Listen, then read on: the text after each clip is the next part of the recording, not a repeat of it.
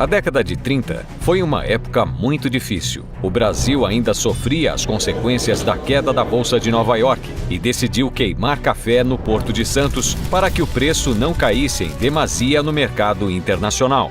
A crise econômica foi combustível para que a crise política culminasse no golpe de 30, quando Getúlio Vargas tomou o poder. Foi também nessa época que o movimento divisionista sul-mato-grossense tomou fôlego e se juntou à Revolução Constitucionalista encabeçada por São Paulo. Na realidade, começa no final do século XIX, com o crescimento da economia agropecuária de Campo Grande, devido à chegada da ferrovia, dos militares e dos imigrantes. No entanto, Getúlio Vargas sufocou o movimento e o desejo de separação seria revisto somente durante o governo militar. Apesar de todos os problemas econômicos e políticos, espiritualmente não havia crise para os cristãos e pregadores da palavra, que atuavam nas terras de Mato Grosso.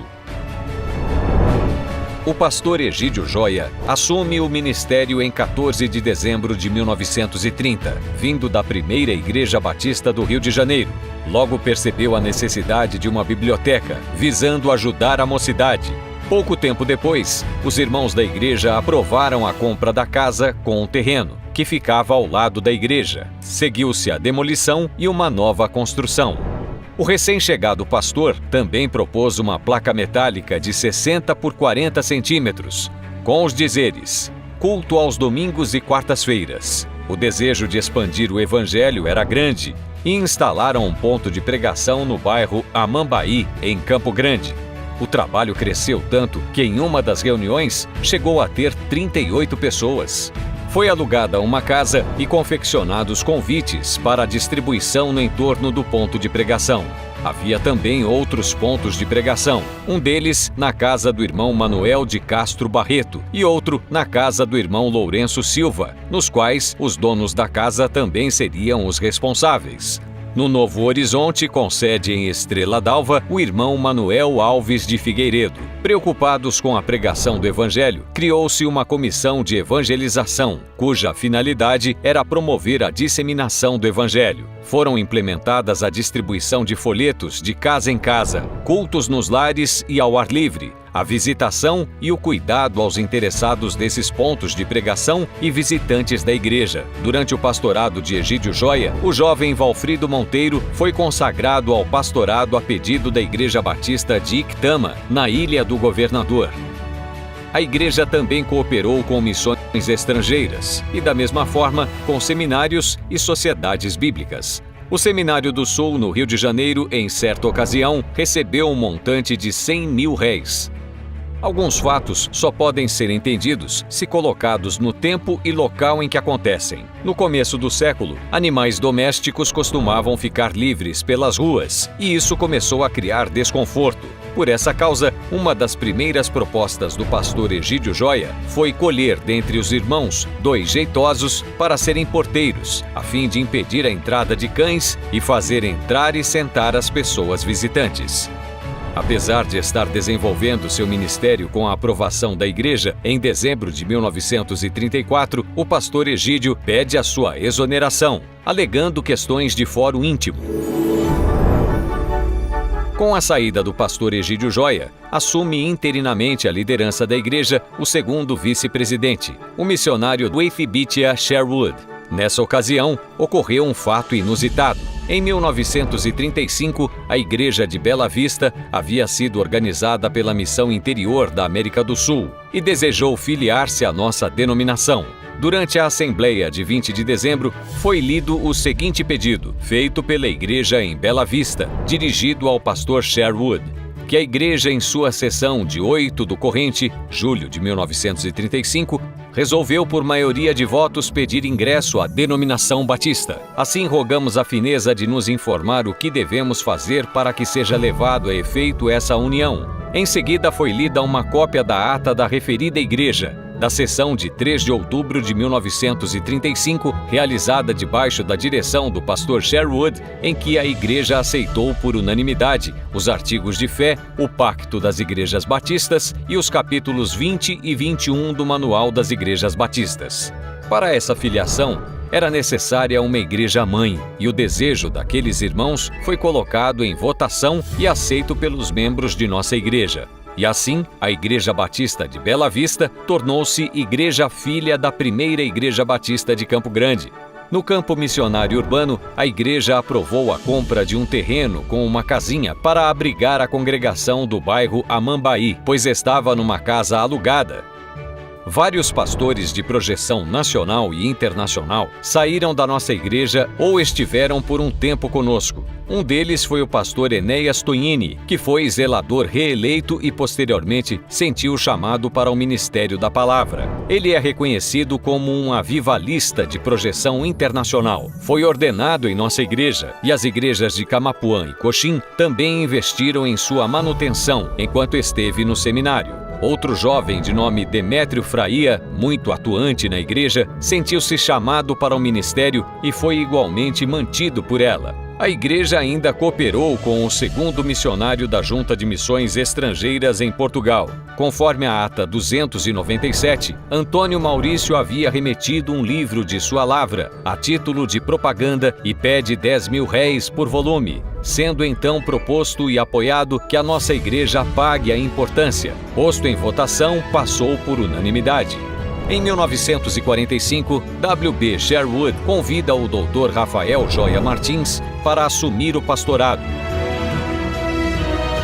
Ele concorda em vir com sua esposa e um filho para realizar uma série de conferências, e assim conheceram-se pastor e igreja. O pastor Rafael Joia Martins assumiu o pastorado e ganhou de presente um cavalo arriado.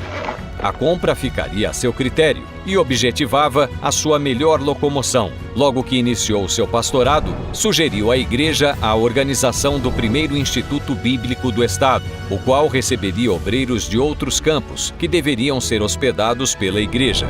Convidaram para aquele evento o pastor Werner Cashel, erudito na palavra que futuramente viria a ser diretor da Faculdade Teológica de São Paulo, e por 21 anos, um dos responsáveis pela tradução da Bíblia na linguagem de hoje pela Sociedade Bíblica do Brasil. Mas aquele não seria apenas um instituto bíblico, porque foi discutido entre os participantes a organização da Associação Batista Mato Grossense. O objetivo era promover uma melhor coesão das forças batistas estaduais e alcançar almas que gemem sob o guante do pecado e do vício. Assim, no dia 25 de maio de 1943, nasce em reuniões na Primeira Batista a Associação Evangélica Mato Grossense, a atual Convenção Batista Sul Mato Grossense. No ano seguinte, depois de formalizada, foi realizada a primeira assembleia dessa instituição na cidade de Três Lagoas. Internamente, a igreja estruturou-se ainda mais. No ministério de Rafael Joia foi instituído o diaconato, sendo realizado um concílio com vários pastores. Foram consagrados os irmãos Manuel Alves de Figueiredo, Demétrio Fraia e João Fernandes, como os primeiros diáconos de nossa igreja. A evangelização estava no coração dos irmãos e, de forma diversificada, foi implementada. Em certa ocasião, distribuíram Bíblias entre os militares. Promoveram também uma concentração evangélica no cemitério, por ocasião do Dia de Finados, e distribuíram grande número de folhetos específicos para a data.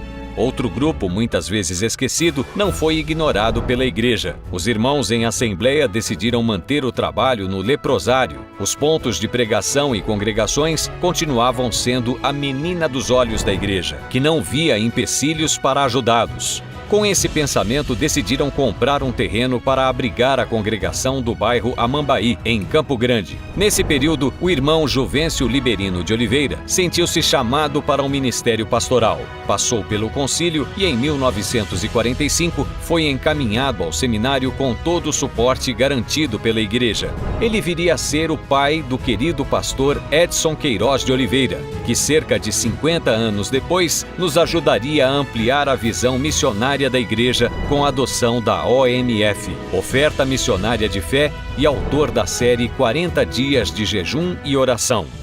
Em maio de 1946, foi concluída a reforma do templo. O pastor sugeriu que no dia 9 de junho fosse realizado o culto de ação de graças pela sua conclusão. A festa de inauguração oficial, no entanto, seria realizada em 1º de setembro, quando nossa igreja receberia a Assembleia da Associação Batista Mato Grossense.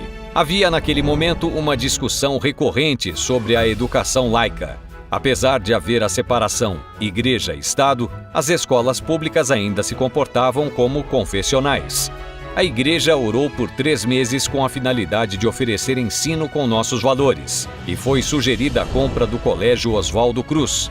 Depois de organizadas comissões para estudar essa viabilidade, concluíram que era possível. A igreja adquiriu o prédio pelo valor de 250 mil cruzeiros das mãos de um dos diretores, o Dr. Wilson Barbosa Martins. Para tanto, foi realizado um empréstimo na Caixa Econômica Federal do Rio de Janeiro, que deveria ser ressarcido com a própria renda do colégio.